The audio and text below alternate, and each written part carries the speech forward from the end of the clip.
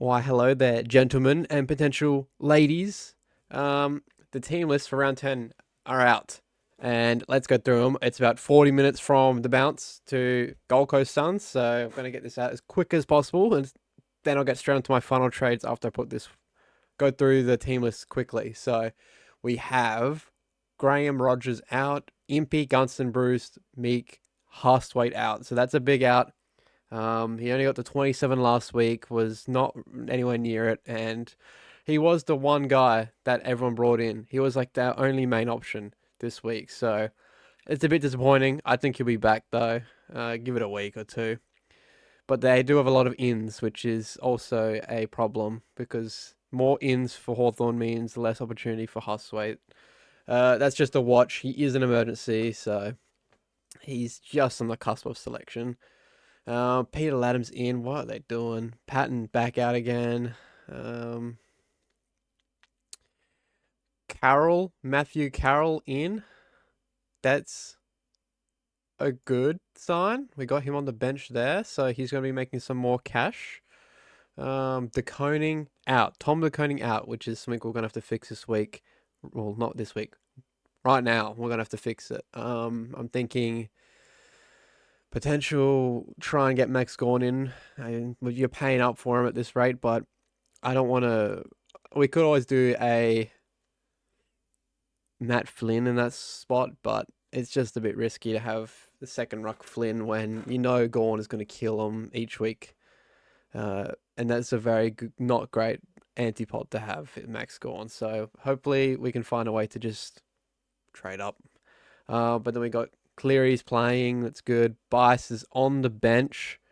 I doubt that would be a sub risk, but I think we'll just move Riley on potentially. We'll get to those trades in a moment's time. Camporelli, emergency, not getting back into the team yet. What the hell's going on with this? All right, doesn't matter because you're just going to have to deal with it. AFL website is bugging, but there is no change to the Crows team, which is fine. Nothing to look to there. Maynard in, Mychek in, Penderbury back. Rest all the old boys. Schultz out with concussion. Dusty Moore out injured. And Markov out. Port Evans is back. McEntee and Farrell is out for a month's time. So I know that was a lot of pot options. Was Kane Farrell. He's out for a month with a knee injury, which means there might be some more opportunity for kick-ins for Bergman if people are going that road. And Connor Rosie, more importantly. Everyone has Rosie at this. Well, you should be looking to bring Rosie in at this point. And then we got Henry Humphreys in. Closey Jack Clark, not in. Nothing too important. Bamford, Sean Darcy, doesn't matter. Nothing too important over here. Gallagher out. We do have Saad Al Hawley on the interchange. That was one of my only moves this week. It's probably one of the only moves you can have is Saad as a downgrade this week because there are just no other options.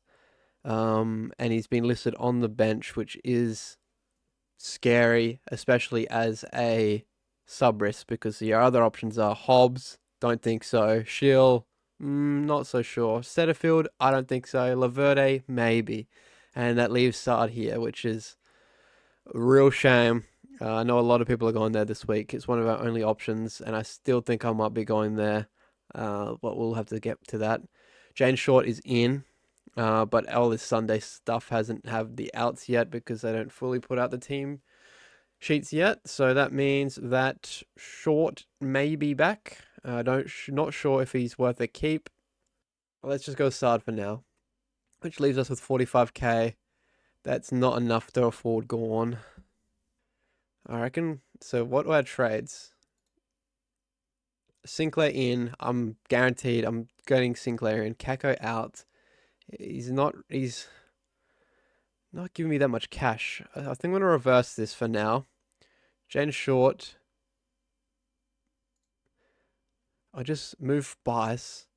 And I think another option that we can move on from.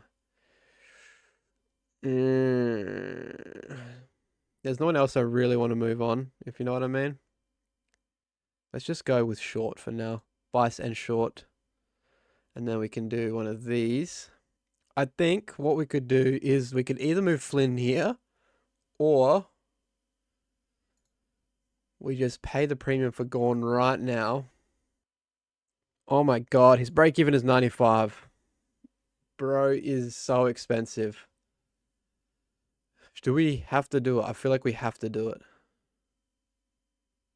He's versing Brisbane this week, and I know McInerney's got some problems, which means it might be potential Darcy Fort territory or an injured um, Oscar, and he looks like he's named. So I think that if we bring in Gorn,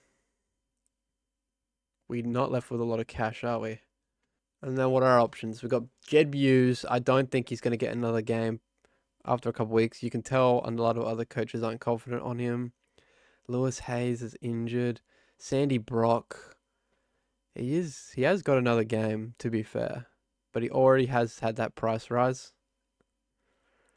Uh I think he was named on the bench. Sandy Brock on the bench, so it will be Clay Hall's also named, by the way. That's good for my team. That would be risky to put in Sandy, who is playing later in the week. Joe Fonte. O'Connell could be a real slow burner for us. Sin should be getting some more kickouts, but I can't afford him. Huswaite, he's got to go to the bench. How long we got to kick off? Not kick off, to first bounce. So I also want to be looking at dudes to move in that have the later buys, so I can then work with them later. So I'm thinking someone from GWS or Cats. So maybe I do just go the lone wolf move and have Jeb use for a game or two. He's got to play two more to have a price rise, and go here. He's held his spot. He is on the bench, but I just don't have confidence that he can replicate that score week in, week out. I don't think a lot of people do either.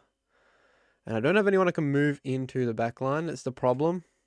Because if I bring Gorn in this week, I'm paying the absolute premium for him. He does not get any more expensive than this. He might actually next week get even more expensive, but that will be the absolute top.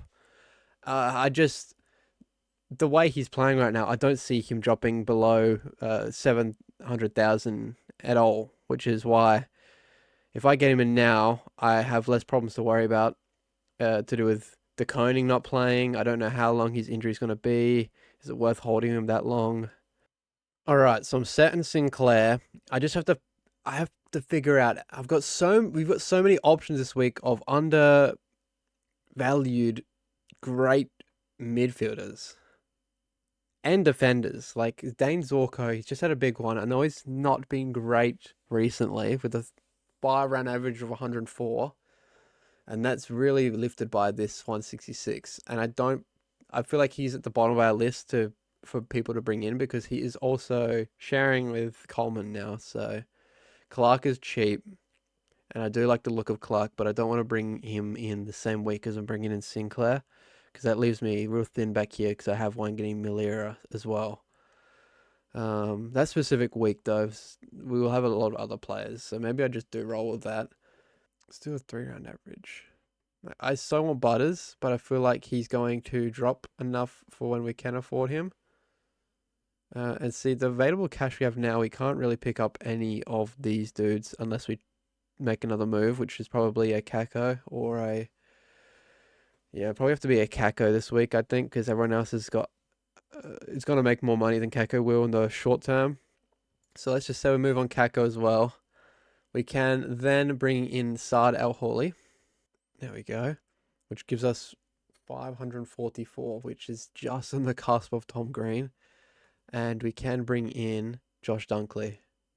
Oh my lord. We missed out on Tom Green by $100. This is... Petrarch we miss out on, but he's not an option that I'm looking for. Chad, we can bring in the Chadler. I would like to make Chad a anti-pod for my team. I just don't see super high scores coming from him. Dunkley, I think Dunkley's a great pick. I reckon we pick up the Dunks, to be honest. Tom Green is intriguing, but if we're $100 from not affording him, then I think the difference of bringing in the Dunks is worth it. Anyone else? So, of this list, Butters, I want so bad. My final team. Brayshaw, I think I've missed the boat in Brayshaw. I'm not going to bring him in. Bont, I want. He's just put out the 99, so he's going to drop, and hopefully we can pick him up after his bye. We'll be saving for the Bont, I think. That's our next move, is the Bont. Don't care for McCluggage, really. Don't care for Chad Warner. Lucky Neal's past it, unfortunately. I think Josh Dunkley is the pick here. There we go. So what I'll be doing is Dunkley on field, of course. Then I would like to move, because El Hawley also has the defense mid, like, switcheroo. So he is, even if he's not playing, he is versatile. He's versatile. So if he's not playing, you can use him as a, I know it doesn't have a lot of earlier games, but you can use him as a loop, or you can just move him around for trades in certain areas, bring in new rookies in certain areas, down back and in the midfield. So even if he doesn't get a full gig again this week, he's going to rise it a little bit, and he also allows that flexibility for me. I want to play Lindsay on instead of Trainer, so might do one of these. Lindsay on field. Then we might have an emergency in the back here because Huswaite's out. Holy. Let's just do one of these. No, we can't. So we might not have someone to run in the middle just in case someone's late out. It's not the end of the world because we have a flex, which means we can get that other person to score. That's the moves for this week. We did use that boost to get there. Leaves us very thin with salary, but we now have got Sinclair in, which I think he's an easy top 4 midfielder for the rest of defender for the rest of the year. Reed's got money to make still. That means we're holding on to Short. Hopefully he plays. Hopefully he has a good game against North, and makes a little bit more cash before I have to move him on. It was a shame he was a late out last week and we had to take that trainer 46, but it is what it is. Our midfield looks great right now because of that. I am planning this defense with Rosie moving back. That's why I'm bringing in Dunkley's, because once Rosie goes back and gets his DPP, we're probably going to be moving on Reed or a Short sort of dude to move Rosie back, and that will allow us to get another good midfielder in. Ruck will be a problem in a couple weeks' time when Flynn gets another 40 and he starts losing cash. I just hope Gorn loses money because that's just ridiculous. Like, he has just a blunder game. He gets a 80. That means it's going to be in Gorn's price cycle for a couple weeks. He's going to drop hopefully at least 50,000 or so, which will really help me. I just hope he doesn't go massive because that's going to hurt even more. Lindsay will be moved on soon. Caleb Daniel in my team still. I feel like he can keep going for a couple weeks. He's had a couple disappointing weeks, but unless Clarko forces my hand and drops him, he will be staying in that F6 for a while until because I've got other problems in other areas like my ruck spots, like preparing for the buys. Once Daniel is forced on my plate, I will adjust Daniel and move him to another forward, which we'll figure out when it gets there. So that's this team this week. Rolling into the captains for this week, we've got Gold Coast and Hawthorn. Not interested, to be honest. Sydney, Carlton, Roberts, and Collingwood, Adelaide. That's why I got the vice on Dacos for now. He's back at home. Hopefully he has an outlier game. He's had a couple crap weeks. He's got to bounce back eventually. And then we got GWS Frio.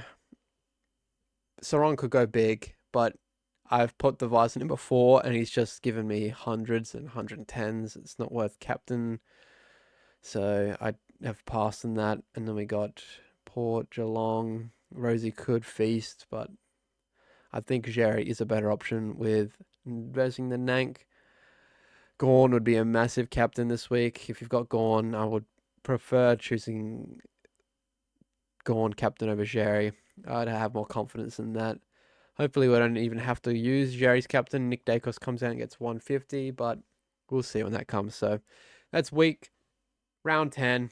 Hopefully, a good week. I'm versing my brother this week in my league matchup, so it's going to be fiery in the household. But hopefully, it's better than last week, even though last week was average. So good luck to everyone. Go the power.